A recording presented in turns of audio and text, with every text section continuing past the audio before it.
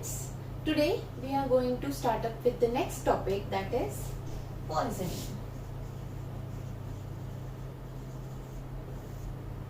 Okay, so everybody have heard about the poison, the word poison. Poison, toxin are the similar words. Okay, what are poisons exactly?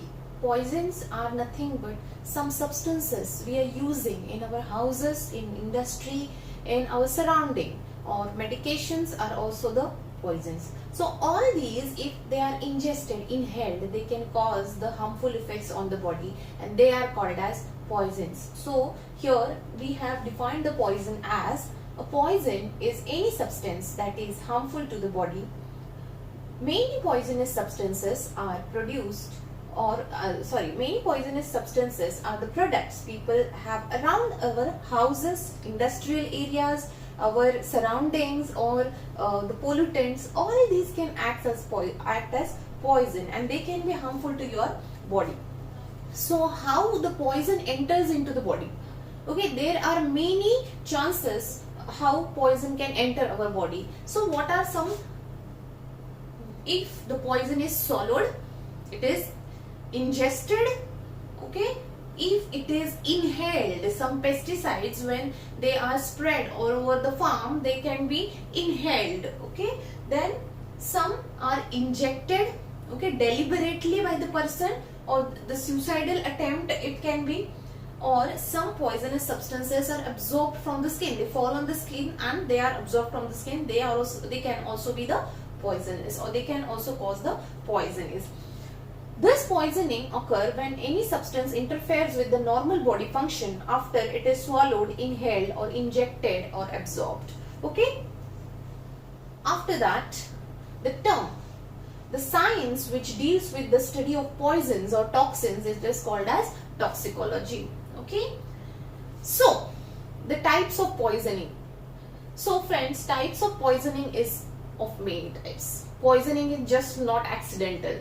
Okay, it can be deliberate. Deliberate means it is deliberately done, or it can be a suicidal attempt. Okay, after that it can be accidental. Okay, it can be environmental, some pollutants or some particles or some chemicals can be injected or ingested by the body, by ourselves. Okay, that can be environmental. After that, industrial exposures. Many industrial chemicals can be poisonous. Okay, and if the poisoning occurs, it can be deliberate, it can be accident, anything, anyhow. If the poisoning occurs, so what are the first measures we do? The poisoning, if it occurs, it can have specific antidotes, and it does not have specific antidote. No. See, not necessarily every time we know what kind of poison a person have ingested. He also may not be knowing what kind of poison he have ingested if it is accidental. Okay, so, or patient cannot be in a state, he can be unconscious, or he is not able to tell us that which type of poison he have ingested. So there are specific antidotes if a poison is known. If poison is not known, we do not have specific antidotes, or we do not know what kind of poison it is. So what kind of therapy we must give, we don't know. So in that case, we can give therapy like, so the treatment of poisoning. Initial stabilization. See, students, pay attention. If a person have undergone poisoning, the first thing is not to search for the antidote. The first thing is that he is unconscious. We need to understand. He is unconscious, and his respiratory rate, his blood pressure have depressed. His cardiac functions, his CNS functions, everything have been depressed. So first thing we have to do is we have to stabilize that person. Okay, So how to stabilize, to make the person stable? How to make the person stable? We have to control his respiration, his cardiac functions majorly. After that, we can think for the removal of poison, and then we can think for the specific antidote. Okay, the first thing we are going to do is initial stabilization to make the person stable. Next is enhancement of elimination. So we can then try for eliminating the poison with the many methods that we will look after that. Then prevention of further absorption of poison. The main thing, we are going to eliminate that poison, and the poison which is remaining in some concentration of, if it is left inside the body, then we can try for prevention of further absorption of the poison. Then enhanced metabolism and elimination. We should try for maximum amount of poison gets eliminated from the body through urinary system or biliary system. Okay, after that, after all this, we can search for specific antidotes, or we can go for specific antidotes. Initially, it's not like if we don't know what kind of what kind of poison person have ingested, then we cannot directly go for specific antidotes, right? So we have to go step by step. So this is, then first thing we will see one by one. First of all, initial stabilization. So what we can do is to maintain airway, breathing and circulation, as I told you here. So we can maintain respiration, we can maintain blood pressure, we can maintain all the CVS functions. Okay. After that, if a patient have respiratory depression or hypoxia, okay, or deficiency of oxygen, then we can provide the mechanical ventilation. Okay, artificial oxygen we can provide. After that, IV naloxone.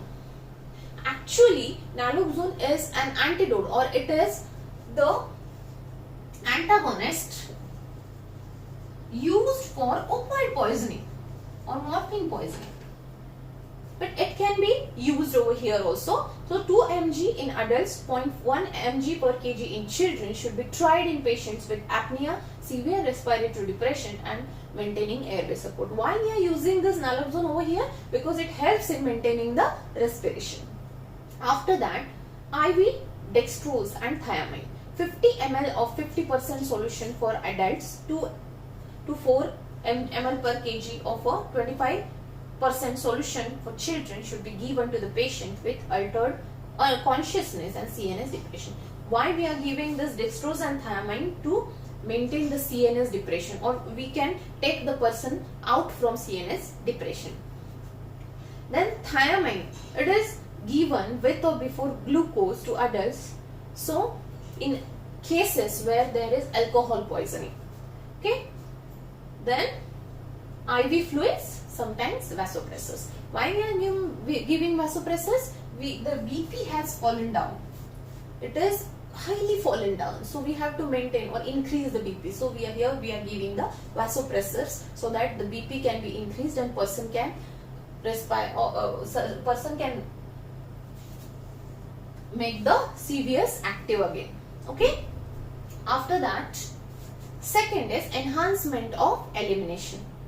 Here, attempts are made in order to eliminate the poison out of the patient's body as soon as possible. See, the statement itself suggests you enhancement of elimination. Here we are trying to eliminate the poison. How we will eliminate the poison? First is chelation. Okay. After that, forced diuresis. What is chelation? It is formation of some, we are going to give certain agents which can form the chelates. Okay, and these chelates make the complexes which are inactive, and poison is inactive in the body and it does not harm to the patient. After that, forced diuresis. We are increasing the elimination through diuresis. We have to double the urine excretion. Okay, so that poison will go out from the body. After that, hemodialysis. We can take out the poison from the blood, that is, and purify the blood directly, that is hemodialysis. Plasmapheresis. It is nothing but the removal of plasma and again insertion of certain material or certain agents like saline, dextrose inside the body, and we will remove the plasma so that poison along with the plasma is also removed. After that, hemoperfusion. We have to perfuse the poison from the blood. After that, prevention of further absorption of the poison. We have to prevent the further absorption of poison. If a person have ingested poison, so poison is in our gastrointestinal tract. So some poison we are trying to get eliminated. Some poison we are trying to take out from the body through either elimination or from the emesis or something like that. Also here, by these processes we are trying to control the further absorption of the poison. So there are various methods of controlling further absorption of the poison. First of all, removal from the environment. See, what does it mean? Removal from the environment. If a person, for example, I am telling, if a person is working in a farm with the pesticides, he is spreading the pesticides around the farm on the plants. And if he inhales a larger quantity of pesticides and he gets poisoning, we should not keep that person over there only. We should remove that person, take that person out from the environment, because everywhere there is a poison, so it can increase the further absorption. So here we are trying, wherever the person is exposed to the poison, we are taking out that person from that exposure. If the person is having poisoning to the eyes, first of all, the poison is around the environment, so we have to remove the person. After that, emesis. We can try emesis or gastric emptying. Emesis, we are allowing person, or we are taking that person for gastric emptying. So we can remove by emesis, by giving certain emetics to the person. So we are trying for emesis, vomiting of that poison, so that poison can be removed. So here emesis can be done for the certain agents poison. We cannot try emesis for every type of poison. So what kind of poisons? If a poisoning it is occurring due to corrosives like strong acids and alkalis. See, if strong acids and alkalis are there in our GI tract, and if we allow emesis, what will happen? What will acid do? A ml or minute quantity of acid can damage whole skin if it is fallen on skin. What happened if that poison is inside the GI tract? If we are trying to expel it out, it will damage whole alimentary canal, our esophagus. So here we cannot try emesis for the corrosives like strong acids and alkalis. Then petroleum hydrocarbons like kerosene, it is very lightweight and it gets aspirated in the lungs. While emesis, it gets aspirated in the lungs and it can damage, it can poison the lungs also. So that is why we cannot try emesis during petroleum hydrocarbon poisoning. After that, unconscious patients. Okay, in unconscious patient, vomiters can enter into the larynx. Okay, and larynx, it can stuck over there and person cannot talk, or sound of a person or voice of a person can get damaged, because person cannot tell you what he is going through, because person is unconscious. So this is all about unconscious patient. We cannot try vomiting in unconscious patient. After that, if a person is having poisoning due to CNS stimulants, we cannot try vomiting in that case also, because it can again, emesis again stimulates the our CNS and it can cause the convergence. Okay, and CNS depressants, as CNS depression fails to show the action on here on the emesis, during emesis. Okay, vomiting can be induced by mechanical stroking. Okay, we can take the fingers inside our alimentary canal and we can induce the vomiting also. After that, we can give the ipecac serum.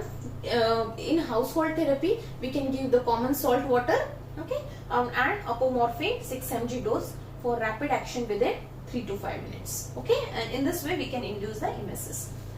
Next is gastric lavage. Okay, what we can do over here, gastric lavage is commonly called as stomach pumping. Okay, we pump out the poison outside the body through gastric lavage. What it is process of cleaning the unabsorbed poison out from the stomach by insertion of tube. What we do here is, suppose it is our gastrointestinal tract and we are inserting one tube through the alimentary canal, through the esophagus, from here to our GI tract, and we can take out the whole contents so that poison can be removed. Okay, the lavage is useful as long as 6 hours or sometime 24 hours if gastric emptying is delayed. When we are going to use the lavage? If gastric emptying is delayed, if a person has not undergone the vomiting, if we do not see the person for a long time and he has fallen down unconscious, so in that case we can use the gastric lavage. Okay, we can take out the poison through the tube.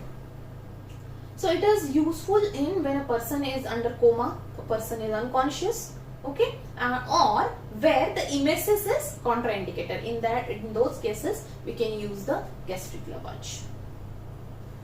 Next is chemical adsorption or giving the activated charcoal. See, here I have told you adsorption. You must have been knowing that charcoal is absorbing material. It takes all the poison around it. Okay, but the poison gets absorbed, gets sticked on the charcoal. It absorbs the poison and we can remove the content of poisonous content out of the body. So how we use it? Activated charcoal is very useful for removing the poison if it is given in sufficient quantities. Okay, so we have to just suspend the charcoal in a glass of for example 50 gram of charcoal in glass of water, and we are giving that glass of water to the patient, and the charcoal absorbs whole of the poison and takes it out.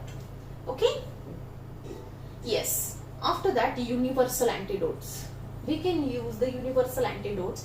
There is a difference between universal antidote and a charcoal. Many times people get confused with the charcoal and universal antidote. There is a difference. What is universal antidote? Universal antidote is nothing but a burnt toast, our toast which is burned totally, and it is given with the tannic acid in the ratio 2:1. That is called as universal antidote. Okay, and it is effective in many kind of poisoning. It can also be used for many kind of poisoning. After that, catharesis. Okay, the use of osmotic cathartic should be considered to hasten removal and therefore reduce absorption of the person. Okay, there is catharesis. What happens over here? We give sorbitol 70% and we are giving here magnesium citrate 10%, magnesium sulfite 1%, or sodium sulfite as a cathartic agents. Okay, they will help in removal by the osmosis through the body of the poison through the body. Okay, after that, next one is neutralization of acid. See here, if as I told you that if a person have ingested strong acid or strong alkali in the GI tract, we cannot induce vomiting. Okay, so in that case we can use neutralization of acid. But neutralization of acid, what we can do if a person have ingested alkali, strong alkali, so we can give the vinegar, orange or lemon juice, or any antacid preparation, right?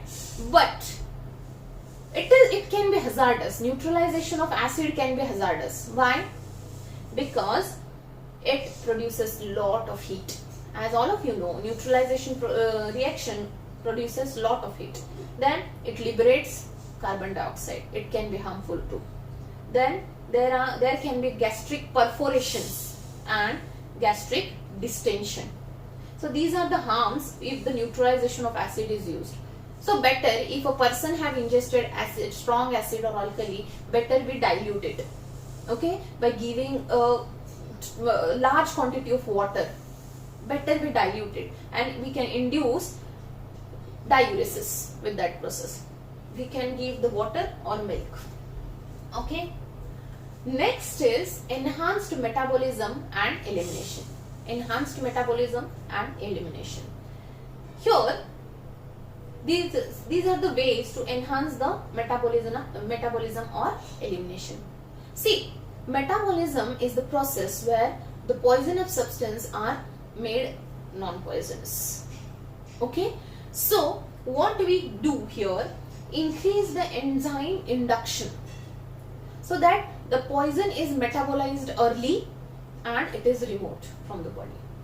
Or we can induce the elimination, as I have earlier told you. We can increase the diuresis.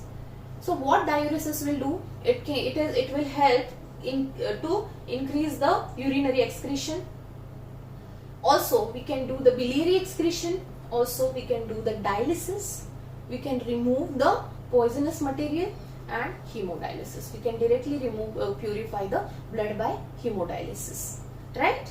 After that, specific antidotes. As I have earlier told you, there are specific antidotes. If it is knowing that which kind of poisoning that person is going through, so we can give certain antidotes. I have given here some of the examples. There are many examples for the specific antidotes. I have enlisted few antidotes over here. Acetylcysteine is given as antidote for acetaminophen poisoning. Then atropine for organophosphate and carbamates poisoning. They are generally the pesticides. Digoxin immune fab for digoxin toxicity. Then dimercaprol for arsenic, gold and inorganic mercury poisoning. Flumazenil for benzodiazepine overdose, sleeping pills. Fomepizole for methanol poisoning, right? Naloxone for opioid overdose, and pralidoxime for poisoning by anticholinesterase nerve agents.